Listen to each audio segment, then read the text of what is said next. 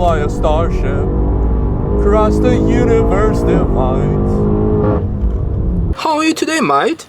Well, I'm pretty fine after driving this M8 competition with a crap-hooch exhaust, G-Power downpipes, built by Level Performance and set up by A2 Performance, who actually went an extra mile, and after hearing that I will be driving the car, they made the map especially for me. In addition, the car also has KW-V3 suspension that has been set up at Vulcan Alpha. So, all in all, very good. Brakes, stock, ceramics, quite nice. Michelin Pilot Sport 4S star marked tires in big sizes, 275 on the front, and then on the back we have slightly bigger, 285. And for the rest, quite stock. Yeah. Aside from the fact that it has, of course, 700+ horsepower with all the hardware and the remap, and the map was very, very good. Let me show you the car because it's more interesting than my face.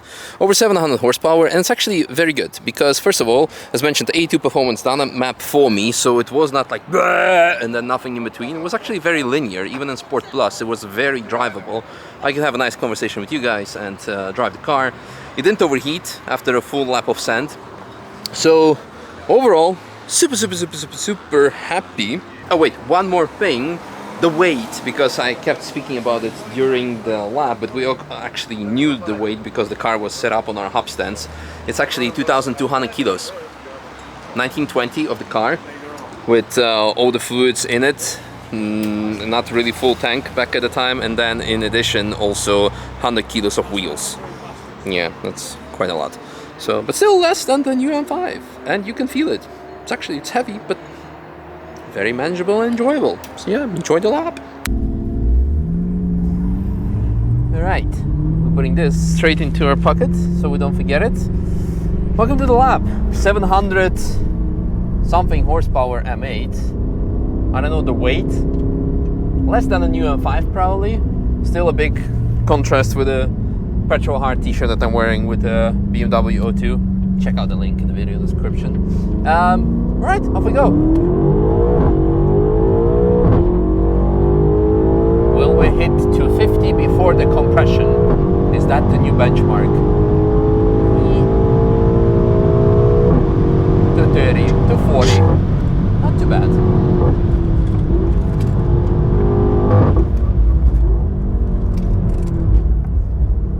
I just drove a track day, so I need to recalibrate my senses that we are in TF. We are waiting patiently for other drivers and overtake only on the left side, whereas some track days allow you overtakings on both, and others you also do only left on consent, etc. Alright, well, I drove the new M5, well, daily, but not on track daily. This handles definitely better than M5 in terms of weight management.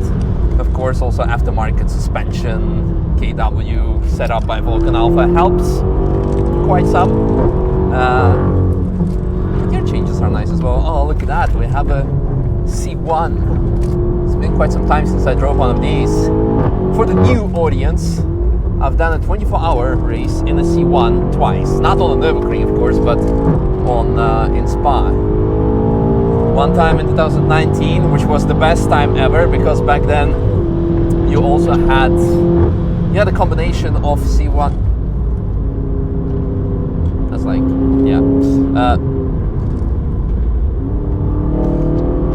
oh, someone maybe hit something. You had a combination of C1 Cup Belgium, C1 Cup Netherlands, and C1 Cup France, I think, and C1 Cup UK. But UK drivers were not behaving a lot. Some of them were actually driving drunk. No kidding. So in the years after, the UK Cup was banned from a 24-hour race. I mean, UK drivers could still participate, but not under the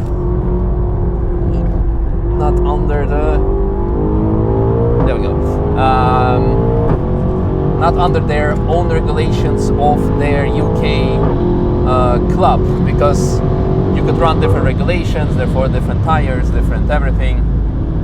trying to talk you through like regulations and stuff that happened 6 years ago while I'm doing 200 to the compression and watching out for wet spots, because the clouds look very not so pleasant, I would say.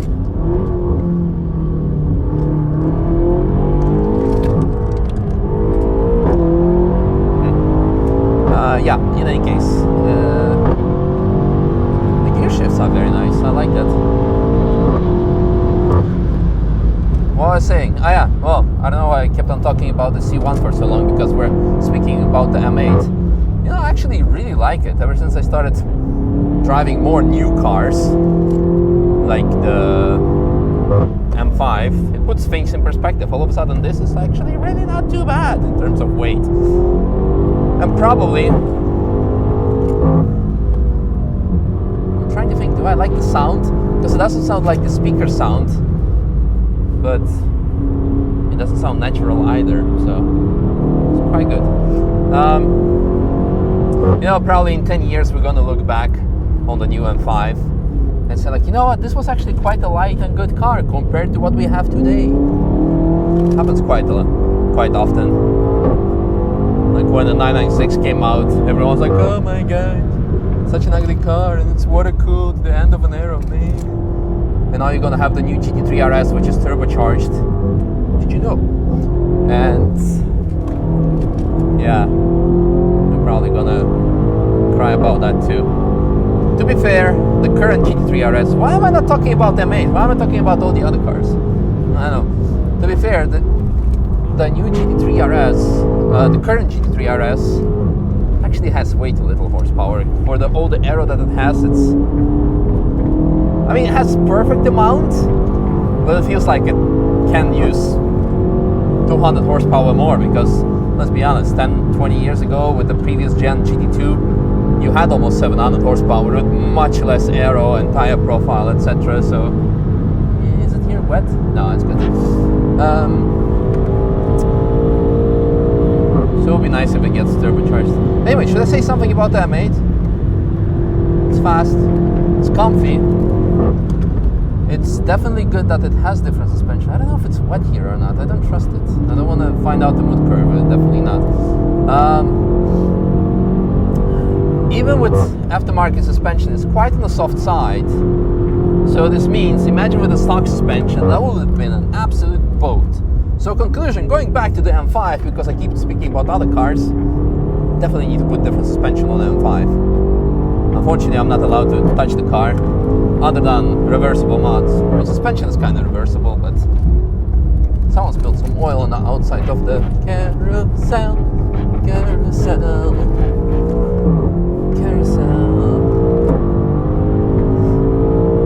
But yeah, this very nice, enjoyable cruiser lap. We're also one of the first ones on track, which is great, because this is, with this amount of power and speed, you kind of do not want to have too much traffic. You want to enjoy a bit, so it's quite nice.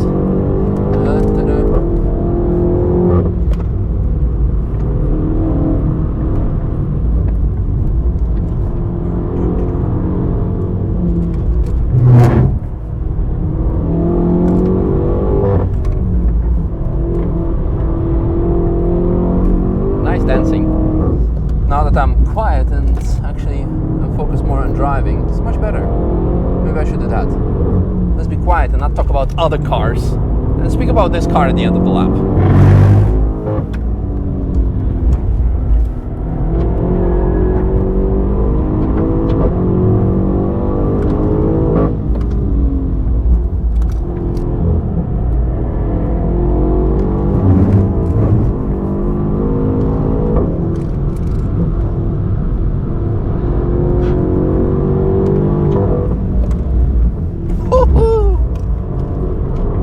Flying Dutchman. I mean, technically me, because I'm a Dutchman on passport. But I was thinking, because the ship, and all of a sudden it's flying. So I guess it's that. Which other famous vessels were known to fly? Starship Enterprise? I mean, it is a ship, just like the spaceship. I fly a starship across the universe divide. And when I reach the other side. Which song was that from?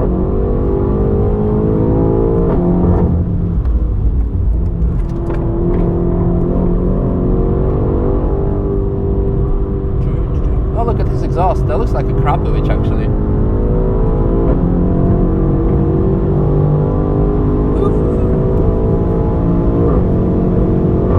Woo! You know, I liked it. By no means it's a track car, because you still have to deal with the weight. And look at that, we are on 3.1 bar of tire pressure, and the tire temperatures and the pressures are actually similar to the M5 that we had, but this was still less weight and therefore more comfortable driving. Yeah, I liked it overall. So about the car, you might see actually the settings. So I'm a Sport Plus, suspension Sport Plus. We have steering in Sport. We have brakes in Comfort. Why is that? Because you have more modularity. You can actually brake less, brake more. There's a more travel in the pedal. When you put it in Sport, it's just like very firm. It's just like the accelerator pedal. It just reacts too quickly on the braking input, and therefore it's like, yeah, too much. Like you tap the brake and it goes full into ABS because it thinks that you want to have maximum brake performance. Don't really like it. Oh, speaking of the brakes, look at them smoking. Yeah, of course. I mean, we use them properly, and now we need to cool down the car. So let's GTFO. La la la la la. People laughing about the brakes. So I'm gonna take a little cool down lap. So what I wanted to say, okay, about the car. Yeah, the weight is there, but with the aftermarket suspension and a good setup, it was actually very manageable. It was a good lap. I mean, it was of course still soft. You need to have a compromise for daily driving as well, and that was actually very good, because although it was soft-ish, it was still controllable soft. It was not like, I might be soft a bit, and then more, and then I might lean over a bit more mid-corner. Very... What's he doing? What are you doing? Why are you stopping? What are you doing? Oh well. No, really liked it. In short, really liked the car. Power delivery also good. Didn't drop off instantly. Does it have 700 something horsepower? I think it does. Because stock they are 600 or so. You have lots of weight, so of course you don't really feel it this much, as much as you would feel it on a much lighter